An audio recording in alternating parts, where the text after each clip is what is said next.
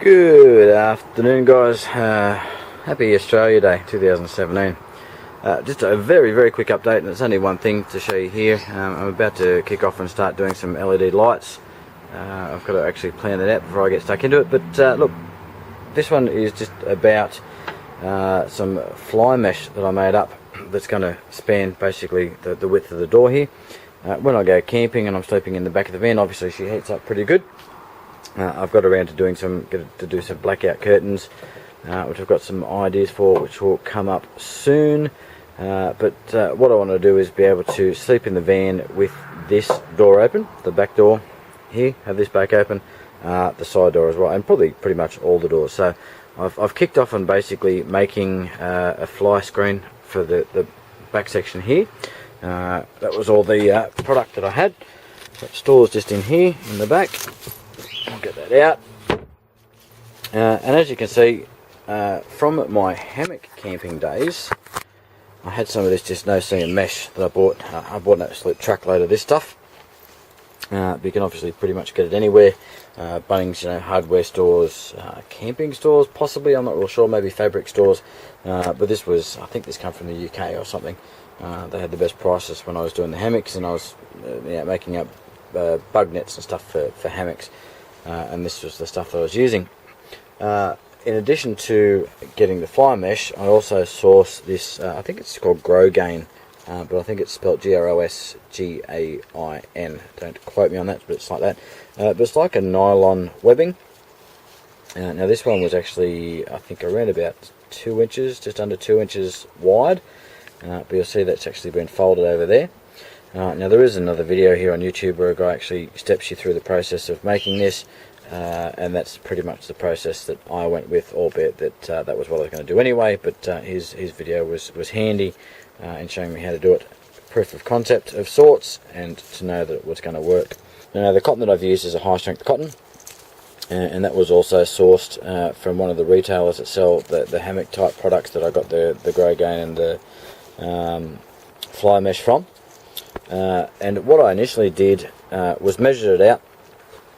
I think it was 130 or 1300 from side to side, and then I think it was 135 or 1350 from the top down to the bottom. So with that in mind, what I did was cut it down to size, went and ran a stitch along each side first, then just popped on the tape, stitched along one side, folded over and ran another stitch.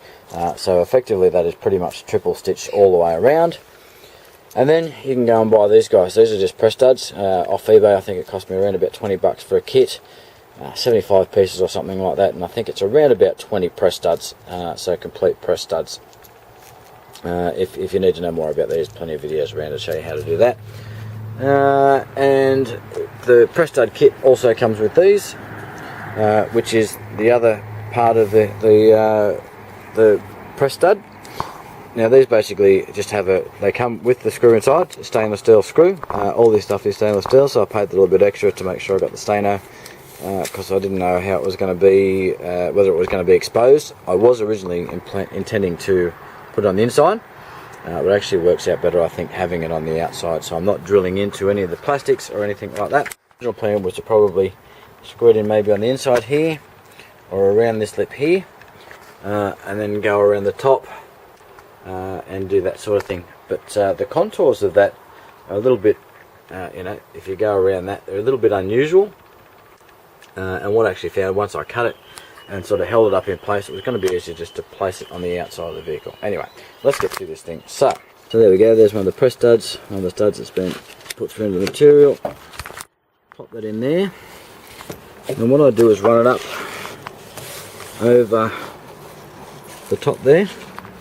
So see, it just goes over the top of the rubber. There's another press stud there, something goes in. So those are the ones you've got to do first. And that applies the best tension across the top. When I was marking these, I basically put one on, held it up in place, popped the hole through, put one stud in, and then I grabbed the material and stretched it across and then marked it when it was in a stretched position where I wanted that next stud to be, because I wanted this to be taut, or as taut as it could be. And just go around, and again the same with this, you know, got it into place, stretched it down, and then marked where I wanted the stud to go. Now I could put another stud in the back here if I wanted, but I wanted to, I guess, minimise the amount of drilling and stuff into the car. And you'll see I've still got a pretty tight seal there, nothing's getting in the back. And we'll just go around to the other sides. And one down this corner. Now I haven't put any studs in the bottom. And what I am going to do is I've got some magnets coming from China on a slow boat. So what I'm going to do is just pop a couple of little magnets in here, stitch a couple of little pockets in, and then the magnets will actually hold this down in place. That way I can sort of pop it up, lift it up, throw anything out under the bottom if I want, and then it'll just fall back into place. And we don't have to worry about it.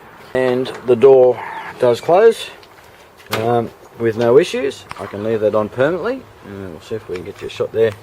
Probably can't see it, but it doesn't provide any additional light blocking, but it is in there. And then I can sort of open her up, and she's good. But like I said, I had worked with this stuff before when making hammock stuff, and it was pretty straightforward. If you're capable of running a sewing machine, you're more than capable of doing this. What I've found is when I'm camping, if it's hot and I have this back door open and that side door, I get a nice breeze going through. That's quite a nice space to be in when it's hot outside. In relation to the curtains, I don't really want to take these out. These have the press studs, they got all the pleats, that's all sort of stuff, and they match the interior of the vehicle. Not that I'm particularly worried about that. And I was going to try and make up some of my own. I've looked online, I've looked at you know, curtains from China, and they're cheap versions, and there is a version there that's worth about $200, which is a complete set, but I don't want to do that because I want the full blackout. What I've actually seen is somebody who took the original curtains, there is a YouTube video again, and then they've actually taken them out and then stitched on material behind that. So I think that's what we're going to do.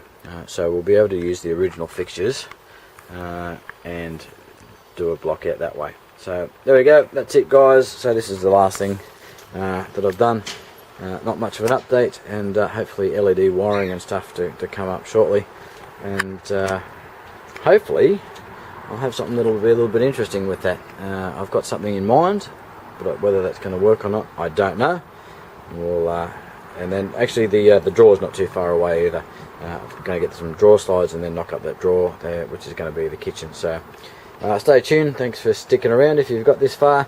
Obviously one of these things would be nice, and if you want to subscribe for future updates, that'd be great too. If not, I'll catch you when you pop by next time. Thanks guys, talk soon.